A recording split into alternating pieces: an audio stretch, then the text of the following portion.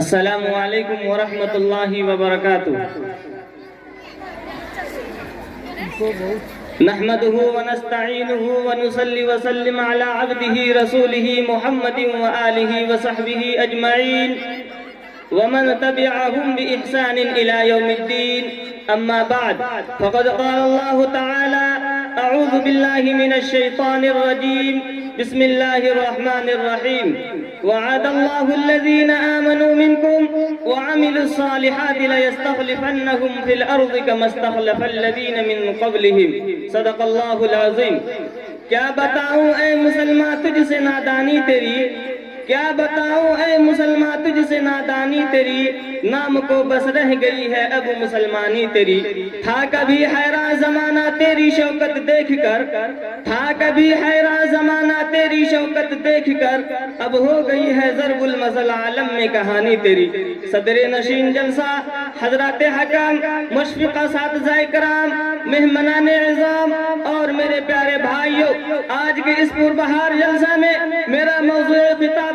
آج تجھ کو بتا دوں میں تقدیر امم کیا ہے۔ حضرات سامعین، آج اگر ہم دور حاضر پہ طائرانہ نظر ڈالے تو ہمیں پتا چلتا ہے کہ ہم ایک ایسے سماج سوسائٹی میں زندگی گزار رہے ہیں جو اخلاقی، معاشرتی، تمدنی اور تہذیبی و فکری زوال کا شکار ہے۔ تاریخ عالم کا سب سے بدترین دور، سب سے خراب معاشرہ، نسل انسانی کی ناکارہ قوم دنیا بسیط کی گھناؤنی زندگی گزارنے پہ لوگوں کو مجبور کیا جا رہا ہے، اور حقیقت بھی یہی ہے کہ مسلمان آج دو راہے پہ کھڑا نشے و فراز سے گزر رہا ہے، ماحول کی رنگا رنگی میں کھویا ہوا ہے، مٹی کا ایک انبار بنا ہوا ہے۔ دنیا اسے اپنے مقصد کے لیے استعمال کر رہی ہے، اسے ہر طرح سے عمال کرنے کی کوشش کی جا رہی ہے، اس کی بے حسی و حوثناکی سے فائدہ اٹھائی جا رہی ہے، دیگر قومیں اسے لقمہ تر سمجھ کر نکلنے کی کوشش کر رہی ہے، اور یہ مسلمان دو راہے پر کھڑا تماشائی بنا ہوا ہے۔ الغرض و سدوسیہ کے اندیشے سے بے خبر اپنی کشتی حیات کو آگے بڑھا رہا ہے،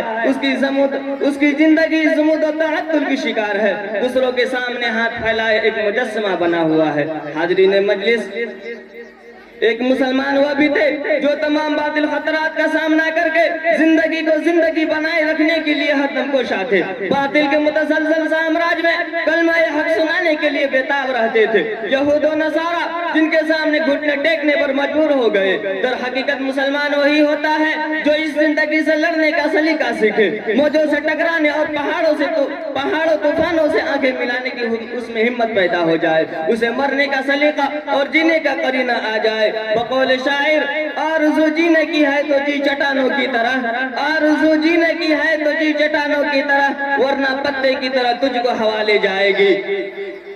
آپ تاریخ کے اوراق پلٹ کر دیکھ لیجئے، جب تک مسلمان خدا کے قانون کے مطابق جیتے رہے اور خود کو شمشیر و سنا سے آراستہ کر رکھا تھا اور اپنے آپ کو خدا تعالیٰ کے حکم کے تابع رکھا، تو اس وقت تک مسلمانوں کا عروج تھا، مسلمان فاتح قوم کا لاحیا کرتی تھی، اس کا دبدبہ چہار دانگ عالم میں گونج رہا تھا۔ مسلمان کا نام سن کر غیروں کے تخت و تاج لرز اٹھتے تھے۔ مسلمانوں کی حکومت کا ایک طویل دور رہا ہے، کبھی خلافت راشدہ کے نام سے، کبھی خلافت بنو امیہ کے نام سے، کبھی سلطنت عثمانیہ کا ڈنکا بجا تو کبھی سلطنت عثمانیہ کا ڈنکا بجا تو کبھی محمد بن قاسم نے محمود غزنوی مغلیہ سلطنت کو قائم کیا۔ کسی نے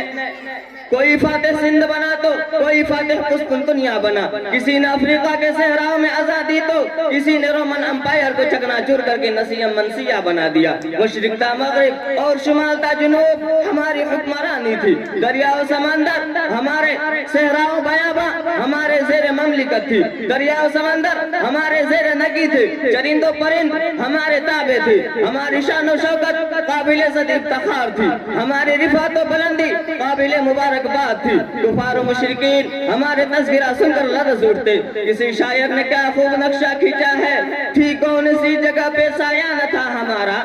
تھی کون سی جگہ پہ سایہ نہ تھا ہمارا، دونوں جہاں میں یارو آباد تھے تو ہم تھے۔ الغرض و فلاح و بہبود، کامیابی و کامرانی ہماری مقدر بن چکی تھی۔